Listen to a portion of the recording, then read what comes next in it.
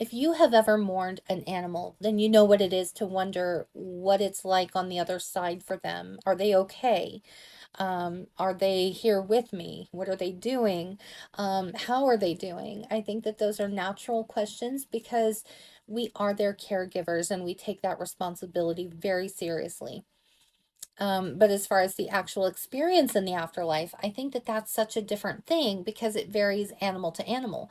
Each one is their own unique person, we'll say, their own unique being. They are one of a kind, and so are the connections that we share with them. Even if we have two dogs, we may adapt our own personality to match their needs or to match their personalities. And it doesn't mean that we're more connected to one or the other or love one more than the other. It's just we are honoring their individuality. And I think that this is something to consider when they cross over because sometimes we think, well, did they not come back to us because they don't love us to tell us goodbye? Or, to show us that they're okay on the other side. And it's not like that at all. The hardest thing is to let go.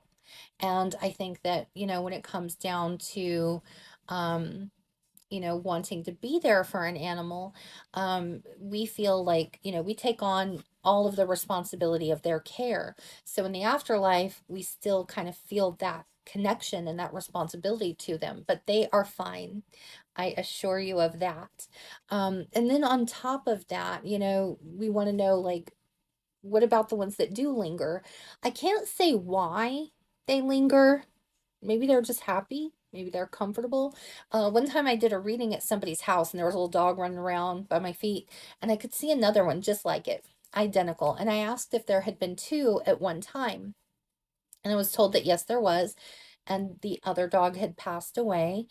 And this gave me confirmation that, okay, so I was seeing something. I was tuning into something that was there.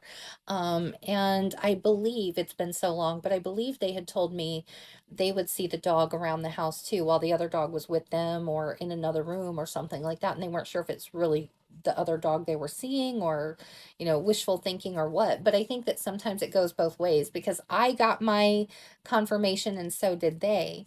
And we all hear stories about where, our friends lose an animal that was very dear to them and they're mourning and they're sitting there grieving and they feel that familiar jump onto their lap or onto the bed.